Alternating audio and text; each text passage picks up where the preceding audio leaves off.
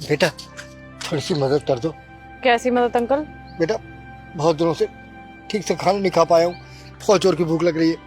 अगर आपके पास थोड़े से पैसे हो तो पैसे दे दीजिए, खाना हो तो खाना दे दीजिए। खाना? हाँ अंकल, इसके अंदर खाना है, ये आप खा लेना। बहुत बहुत धन्यवाद बेटा, भगवान तुम्हें खुश रखे।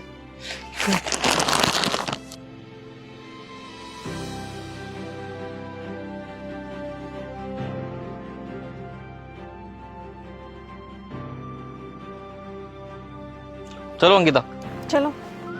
एक सेकंड, तुम्हारे हाथ में जो थैला था वो कहाँ है? वो थैला वो मैंने ना अंकल को दे दिया।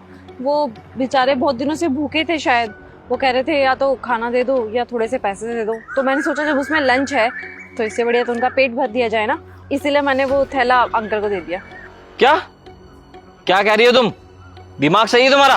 अब तो क्या हो गया राहुल, इसमें चिल्लाने वाली कौन सी बात है? खाना था, दे दिया बेचारे को। वैसे भी उनको भूख लग रही थी और वो काफी दिनों से ऐसा लग रहा था कि उन्होंने खाना नहीं खाया। अरे सिर्फ खाना नहीं था उसमें, क्या था? उसके अंदर खाने के साथ पूरे 50,000 रुपए थे। 50,000 रुपए थे उस थैली में?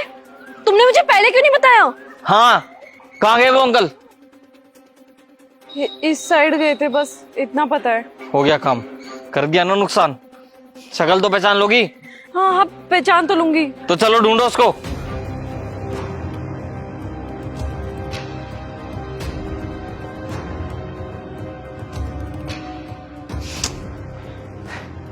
कहीं भी नहीं दिख रहा है यार कोई भी यहाँ।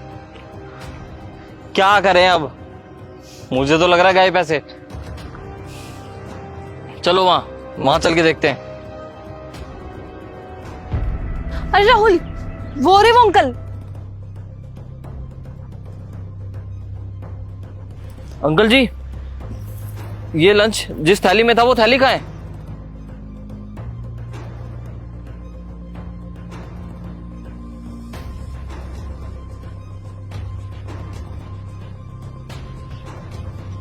अंकिता, ये देखो पूरे पैसे मिल गए।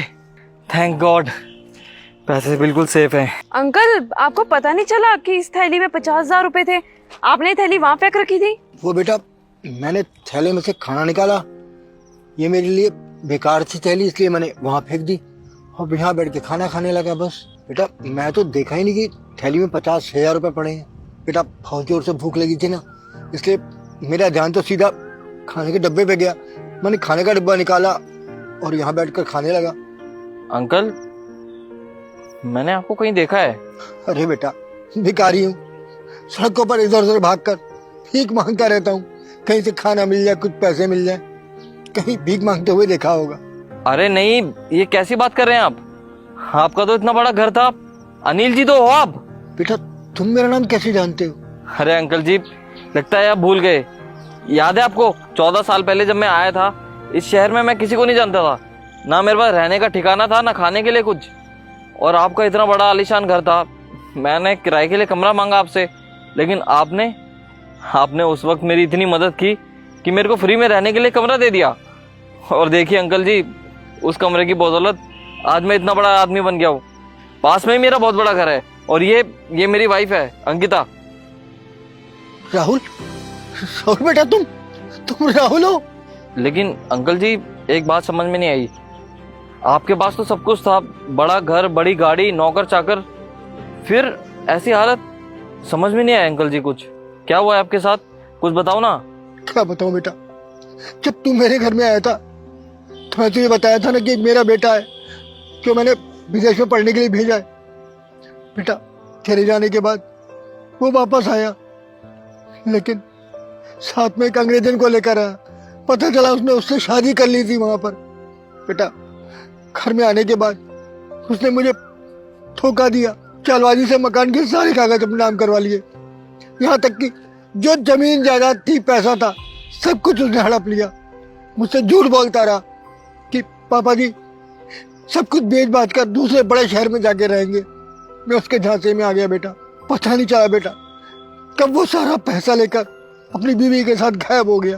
बेटा उसने मुझे दिलासा दिया कि वो हमेशा मुझे अपने साथ रखेगा, लेकिन ऐसा नहीं किया उसने। धोखा देकर सारा पैसा लेकर अपनी पत्नी के साथ कहीं चला गया और अपने बाप को सड़क पर धक्के खाने के लिए छोड़ गया। शायद उसकी कोई गलती नहीं है, सब कर्मों का फल होता है बेटा। शायद मैंने ही कोई गलतियां की होंगी तो भगवान ने मुझे इतनी बड़ी सजा दी। आज रोटी के 2 टुकड़ों के लिए दर दर ठोकरे खाता फिरता हूँ, भीख मांगता फिरता हूँ। यही मेरी नियति बन चुकी है बेटा। अंकल, अब आपको चिंता करने की कोई जरूरत नहीं है। भले ही आपका बेटा खराब होगा, लेकिन आपका ये बेटा कभी खराब नहीं हो सकता। मैं रखूंगा आपको। क्या हुआ अगर आपके बेटे ने आपको निकाल दिया तो? अरे मैं हूं ना। आपने मेरी उस वक्त मदद की है जब मेरा कोई भी नहीं था इस शहर में। अरे आपकी बदौलत तो मैं इस मुकाम पे हूँ, और आप तो मेरे पिता समान है। मैं आपकी मदद नहीं करूंगा तो किसकी करूंगा? आप उठिए और चलिए मेरे साथ। बेटा, मैं तुम्हारे घर कैसे जा सकता हूँ? देखिए, आपको चिंता करने की कोई जरूरत नहीं है। हम आपको बिल्कुल अच्छे से रखेंगे, आपको किसी भी चीज की कोई कमी नहीं होने देंगे। आप चलिए हमारे साथ। बेटा, अब तो भीख मांगकर खाने की आदत बन चुकी है। तुम इस बोझ को क्यों अपने कंधे पर डालना चाहते हो बेटा? बेटा, जब मेरे बेटे ही नहीं मेरे साथ नहीं दिया तो तुम मेरे साथ क्यों दोगे? मुझे मेरा अंजाम पता है बेटा। ऐसे किसी सड़क पर मर जाऊंगा मैं भीख मांगते हुए। हाँ अंकल जी, प्लीज आप हमारे साथ चलिए ना। आप मानो या मत मानो, लेकिन आपने राहुल के लिए बहुत कुछ किया है। क्योंकि अगर उस दिन आप राहुल से नहीं मिलते और राहुल के लिए नहीं करते इतना सब कुछ, तो मुझे नहीं लगता राहुल इतना बड़ा मुकाम हासिल भी कर पाता। अंकल, उसकी इस उपलब्धि में हाथ आप ही का है, तो उसको भी अच्छा नहीं लगेगा अगर आप इसी हालत में ऐसे भटकते रहे। कम से कम उसको अपना कर्जा उतारने का मौका तो दीजिए। बेटा, मैं तो यही सोच रहा था कि न जाने मेरे कौन से बुरे कर्म थे जिसकी सजा मुझे मिल रही है। जो मेरा अपना खून मुझे सड़क पर फेंक गया जीते जी मरने के लिए। लेकिन मुझे नहीं पता था कि भगवान की मर्जी तो कुछ और है। वाकई बेटा, भगवान के घर देर है अंधेर नहीं। कोई बात नहीं अंकल, जो हो गया सो हो गया। पर प्लीज आप अब हमारे साथ चलिए। प्लीज अंकल जी, चलिए ना हमारे साथ। एक बेटा भले चला गया मुझे छोड़ के, लेकिन मुझे दूसरा बेटा मिल गया जो मेरे बुढ़ापे में ख्याल रखेगा। मैं जरूर चलूंगा तुम्हारे साथ बेटा। आइए।